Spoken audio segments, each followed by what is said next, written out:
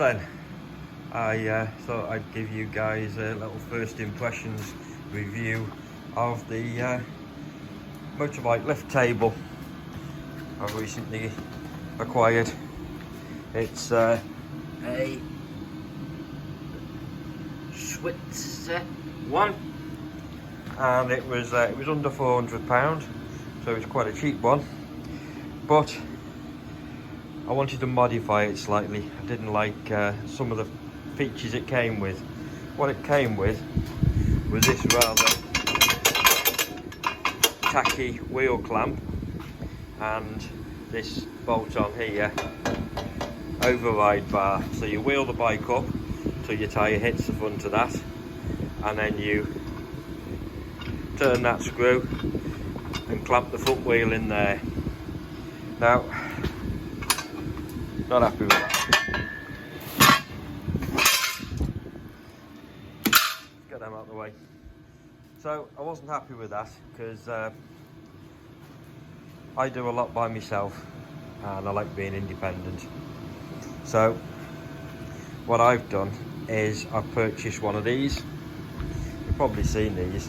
It's like an over centre lock. So your bike rides in here, tips that there, and it locks your wheel in between there and there. You see the marks where we've had a bike in. So your wheel's clamped in there. That enables you then to walk away from the vehicle without having to try and hold the bike and turn the little screw. It locks it in there, pretty well secure. While it's locked in there, you can get the straps that come with it, and you can strap the bike down from the I'm going from the bottom yoke down to the bars here. This item here, this crossbar was bolted onto here.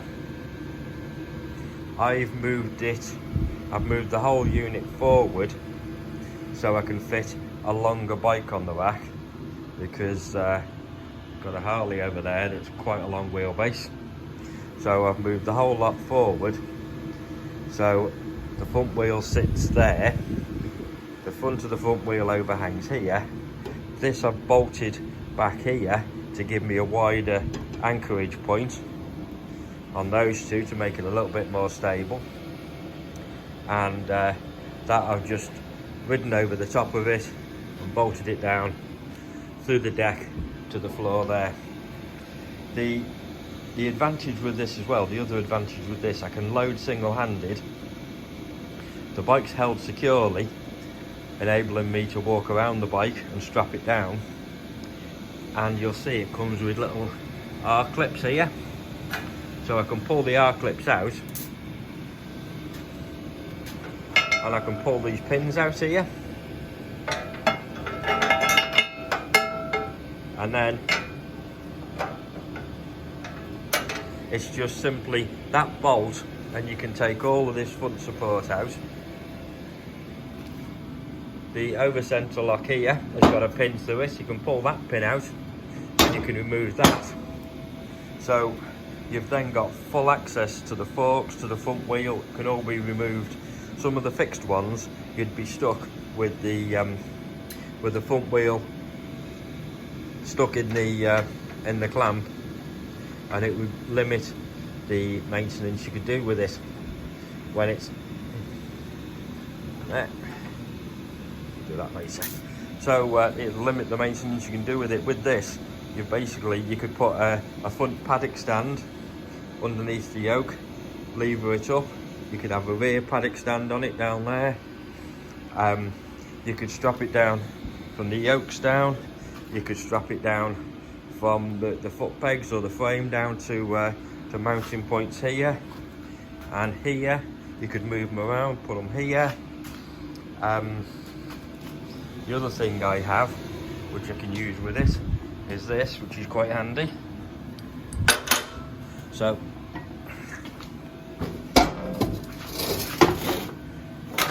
take a bit of space. So that can go underneath the bike, and you can jack the bike up under the centre. You have the access plate on here that just lifts out, so you can remove the rear wheel to make it easy if you've got something with mud guards or side pipes on. So like Harleys and stuff sometimes have. You can access the back wheel. You could have a paddock stand on the deck to lift it onto a paddock stand. So yes, I'm really impressed with this. You've got this long bar here that goes through there, all the way through. That stops it from all the way to the bike being held on the jack. So it won't just creep down overnight. It locks it in place. You've got that paddle there to bring the deck down, and you've got that paddle there to pump it up. Another thing I like, that paddle comes off, so you don't trip over it when you're walking around. Final thing I did to make it a little bit safer was I put this 180mm run of self-adhesive gripper tape all the way down the ramp, so that when I'm backing off and riding on, there's no chance of the tyres slipping on slippy, oily, wet steel. So and that bit there, that goes on the back, and those two holes there pick up on those two spigots there, so it won't slip or slide or override or pull away when you're loading the bike on and off. So yeah, for under 400 quid for the ramp, and it's quite solid. For under 400 quid for the ramp, and then about another 70 quid for this adapter, I've got nice, easy, single-handed loading and unloading, and I can lift the bike up to a reasonable height to work on at my age, and I can do anything to the bike. It's I'm quite impressed with it. It's got wheels with wind-down legs, so it doesn't ride forward, and wheels on the back for easy moving around. I can lift it on its side and pop it up against the side of the garage for easy storage, only taking up about 6 inches of space.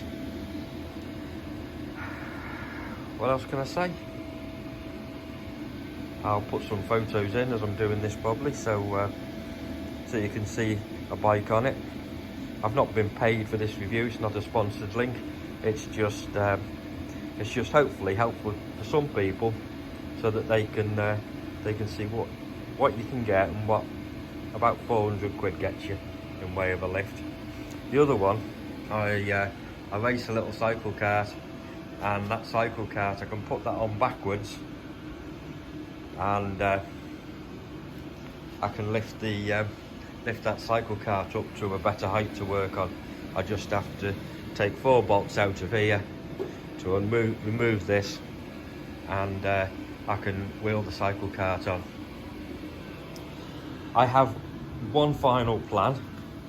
I've seen modifications for putting like ramps on the side, so that you can sit on the bike and ride it up on there and still touch the floor, to make it easier to load heavier bikes like Harleys. Well, my intention is to just get scaffolding planks and then place scaffolding planks on the floor, maybe 2, maybe 3 on top of each other, so my feet can go on the scaffolding planks and the bike can ride up the ramp, and I can hopefully that way safely ride a heavy bike on without any danger of falling off. So there we go. Hope this has been helpful, and if it is, give us a thumbs up, subscribe, doesn't cost anything, and I'll let you know how we get on with it. Long-term review. See you next time.